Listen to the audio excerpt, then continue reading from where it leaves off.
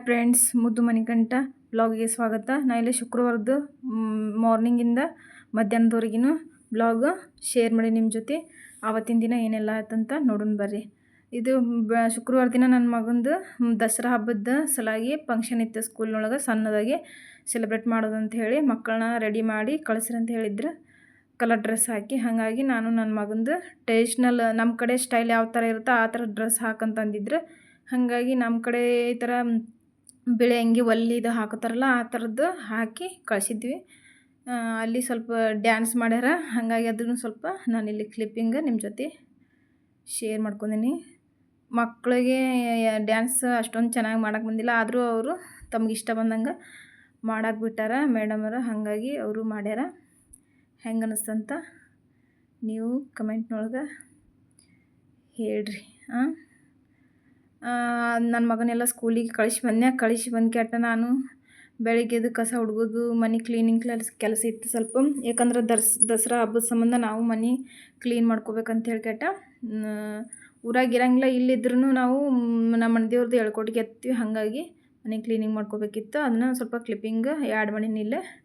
ಇಲ್ಲಿ ಭಾಳ ತಲೆ ತಿನ್ಬಿಡೋದಕ್ಕೆ ಡ್ರ್ಯಾಂಡ್ರಪ್ ಇದ್ರೆ ಅದಕ್ಕೊಂದು ಮನೆಯದು ಹೋಮ್ಮೇಡ್ ರೆಸಿಪಿದು ಶೇರ್ ಮಾಡೀನಿ. ರೆಸಿಪಿ ಅಂದ್ರೆ ರೆಸಿಪಿ ಅಲ್ಲ, ಹೋಮ್ಮೇಡ್. ಇದು ಬೇವಿನ ತಪ್ಪಲ ಅಂತಲ್ಲ, ಬೇವಿನ ತಪ್ಪಲ ಸ್ವಲ್ಪ 1 ಚಮಚ ಮೆಂತ್ಯದ ಕಾಳು, 1 ಚಮಚ ಕಲುಂಜಿ ಅಂತಾರಲ್ಲ, ಅವನ್ನೆಲ್ಲ ಬಿಸಿನೀರೊಳಗೆ ಹಾಕಿ ಕುದಿಸಿ ಆ ನೀರು ತಲೆಗೆ ಕೂದಲಕ್ಕೆ ಎಲ್ಲಕ್ಕೂ ಹಚ್ಕೊಂಡು ಮಸಾಜ್ ಮಾಡಿ 1-2-3 ತಾಸು ಬಿಡ್ಬೇಕು ತಲೆ ಒಳಗೆ. ಹಂಗಂದ್ರೆ ಬಿಟ್ಟರೆ ಡ್ಯಾಂಡ್ರಪ್ ಕಮ್ಮಿ ಆಗುತ್ತೆ. ಮತ್ತು ಕೂದಲ ಕಟ್ಟಾಗಿ ಉದುರ್ತಿರ್ತಾವಲ್ಲ, ಅದ್ರದ ಕೂದಲು ಕಟ್ಟಾಗಿ ಡ್ಯಾಮೇಜ್ ಆಗಿರ್ತಾವಲ್ಲ, ಆ ಥರದ್ದು ಉದುರೋದಕ್ಕೆ ಇದು ಮನೆಮದ್ದು ಯೂಸ್ ಮಾಡ್ಕೋಬೋದು. ಯಾರಿಗಾರ ಆ ಥರ ಪ್ರಾಬ್ಲಮ್ ಇತ್ತಂದ್ರೆ ಅವರು ಯೂಸ್ ಮಾಡ್ಕೋಬೋದು. ಇದು ಭಾಳ ಬೆನಿಫಿಟ್ ಆಗುತ್ತೆ. ನಾನು ಹಂಗೆ ಮತ್ತೆ ಒಳ್ಳೆ ಅದನ್ನು ಕುದಿಸ್ಕೊಳಕ್ಕೆ ಇಟ್ಕೊಂಡು ಇಲ್ಲೇ ಈ ಕಡೆ ಉಪ್ಪಿಟ್ಟನ್ನು ಮಾಡ್ಕೊಂಡೆ. ಅದು ಕುದೀತು. ನೀವು ಎಷ್ಟು ನೀರು ಇಟ್ಟಿರ್ತೀರಿ ಅದರ ಅರ್ಧ ನೀರು ಹಾಕಬೇಕು. ಆ ಥರ ಆಗೋಂಗೆ ಕುದಿಸ್ಕೋಬೇಕು. ನಾನು ಆ ಕಡೆ ಅದನ್ನ ಕುದಿಸೋಕೆ ಇಟ್ಕೊಂಡು ಸಣ್ಣ ಉರಿ ಒಳಗೆ ಕುದಿಸೋಕೆ ಇಟ್ಕೊಂಡು ಈ ಕಡೆ ನಾನು ಉಪ್ಪಿಟ್ಟನ್ನು ನಾಷ್ಟಕ್ಕೆ ಮಾಡ್ಕೊಂಡು ಈಗ ಅದನ್ನ ತಣ್ಣಗಾಗಕ್ಕೆ ಬಿಡಾತ್ತೀನಿ.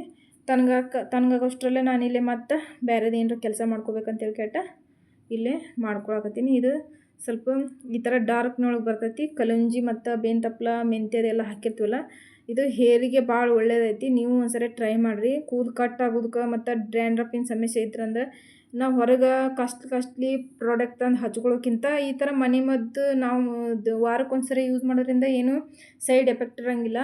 ಕೂದಲಿಗೆ ಏನೂ ಇದಾಗಂಗಿಲ್ಲ, ಚಲೋ ಇರ್ತೈತಿ. ನೀವು ಒಂದ್ಸರಿ ಟ್ರೈ ಮಾಡಿರಿ. ಹೆಂಗಿತ್ತಂತ ಕಮೆಂಟ್ನೊಳಗೆ ಹೇಳ್ರಿ.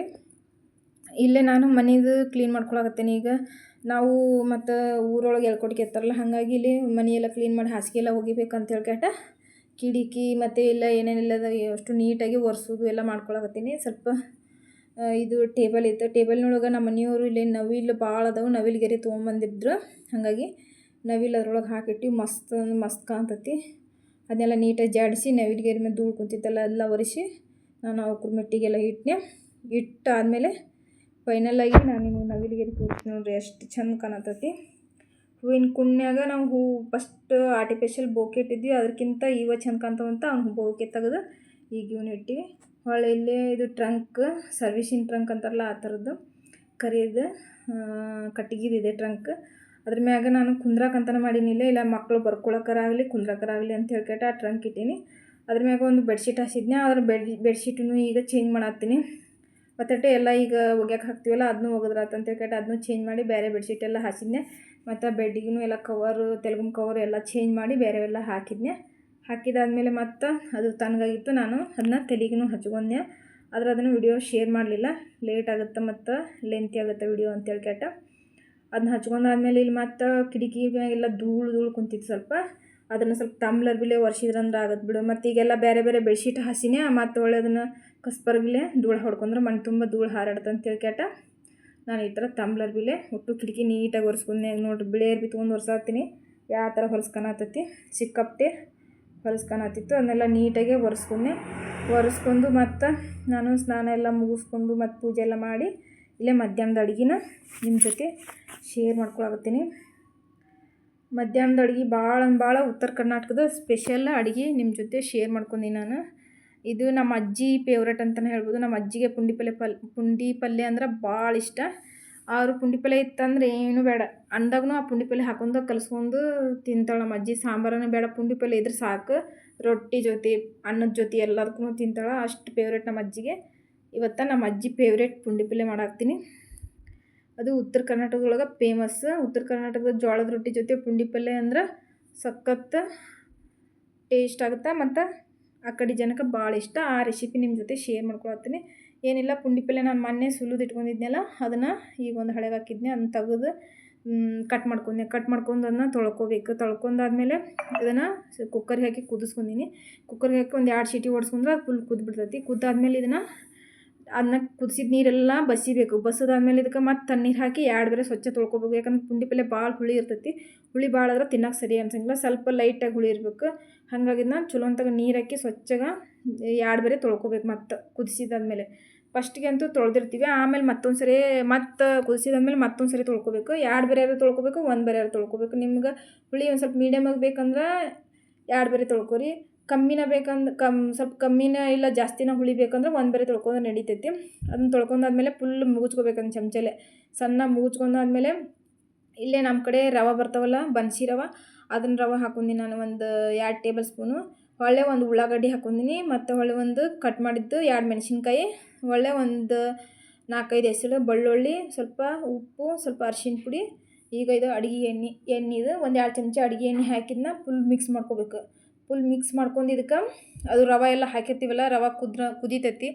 ಇದು ಈಗ ಅವಾಗ ಎಷ್ಟು ತಪ್ಪಲು ಕಾಣಾಕತ್ತಿತ್ತು ಪುಂಡಿ ಪಲ್ಯದ್ದು, ಈಗ ಇಷ್ಟ ಆಗೈತಿ. ಈಗ ಇದನ್ನೆಲ್ಲ ಇಂಗ್ರೀಡಿಯೆಂಟ್ಸ್ ಹಾಕಿವಲ್ಲ, ಬೆಳ್ಳುಳ್ಳಿ, ಶೇಂಗಾ ಎಲ್ಲ ಹಾಕಿವಲ್ಲ, ಮತ್ತು ಅದು ರವೆ ಹಾಕಿವಲ್ಲ ಬನ್ಸಿ ರವೆ, ಅದು ಕುದ್ಮೇಲೆ ಸ್ವಲ್ಪ ಇನ್ನೊಂದು ಚೂರು ಜಾಸ್ತಿ ಆಗುತ್ತೆ. ಇದಕ್ಕೆ ಸ್ವಲ್ಪ ನೀರು ಹಾಕಿ ಮಿಕ್ಸ್ ಮಾಡಿ ಇದನ್ನು ರವೆ ಎಲ್ಲ ಚಲೋ ಅಂತಾಗ ಮತ್ತು ಎಣ್ಣೆ, ಉಪ್ಪು, ಅರಿಶಿನ ಪುಡಿ ಎಲ್ಲ ಹಾಕಿವಲ್ಲ, ಅದೆಲ್ಲ ಚಲೋ ಅಂತ ಕುದಿಬೇಕು. ಮತ್ತು ಇದ್ರೊಳಗೆ ಶೇಂಗಾ ಹಾಕಿವಲ್ಲ, ಅದು ಶೇಂಗಾ ಆಮೇಲೆ ಕುದ್ಮೇಲೆ ಅಂತೂ ಮಸ್ತ್ ಟೇಸ್ಟ್ ಅನ್ಸುತ್ತೆ ತಿನ್ನೋಕೆ. ಅದೆಲ್ಲ ಕುದ್ಮೇಲೆ ಈ ಥರ ಆಗುತ್ತೆ ನೋಡ್ರಿ. ಅದನ್ನ ಕುದಿಸ್ಕೊಳಕ್ಕೆ ಇಟ್ಬೇಕು. ರವೆ ಎಲ್ಲ ಕುದ್ದು ಈ ಥರ ಕನ್ಸಿಸ್ಟೆನ್ಸಿ ಈ ಥರ ಮೀಡಿಯಮಾಗಿ ಒಂದಿಷ್ಟು ಗಟ್ಟಿ ಆಗೋಂಗೆ ಕಾಣುವಂಗೆ ಆಗೋ ಥರನೂ ನಾವು ಕುದಿಸ್ಕೋಬೇಕು. ಕುದಿಸ್ಕೊಂಡಾದ್ಮೇಲೆ ಇಲ್ಲೇ ನಾನು ಹೆಸರುಬೇಳೆ ಸಾಂಬಾರನ್ನು ಮಾಡ್ಕೊಂಡಿದ್ದೆ. ಮತ್ತು ಸೈಡಿಗೆ ಚಪಾತಿನೂ ಮಾಡ್ಕೊಂಡಿದ್ದೆ, ಒಳ್ಳೆ ಅನ್ನನೂ ಮಾಡ್ಕೊಂಡಿದ್ದೆ. ಪುಂಡಿ ಪಲ್ಯ ಅಂತೂ ಮಸ್ತಾಗಿತ್ತ. ಇವತ್ತಿಂದು ದಿನ ಈ ಥರ ಇತ್ತು ನೋಡ್ರಿ. ಹೆಂಗಿತ್ತಂತ ಬ್ಲಾಗ್ನೊಳಗೆ ನೋಡಿ ಕಮೆಂಟ್ ಮಾಡಿರಿ. ಇಷ್ಟ ಆದ್ರೆ ಲೈಕ್ ಮಾಡಿರಿ. ಈ ರೆಸಿಪಿ ಅಂತೂ ನೀವು ಮರಿಬೇಡ್ರಿ, ಮಿಸ್ ಮಾಡ್ದೇನೆ ನೀವು ಟ್ರೈ ಮಾಡಿ ಹೆಂಗಿತ್ತಂತ ಕಮೆಂಟ್ನೊಳಗೆ ಹೇಳ್ರಿ. ಉತ್ತರ ಕರ್ನಾಟಕದ ಸ್ಪೆಷಲ್ ಪುಂಡಿ ಪಲ್ಯ ಇದು ನಮ್ಮ ಅಜ್ಜಿ ರೆಸಿಪಿ ಅಂತಲೇ ಹೇಳ್ಬೋದು. ಈ ಥರ ಇತ್ತು ನೋಡಿರಿ ಇವತ್ತಿನ ಬ್ಲಾಗು.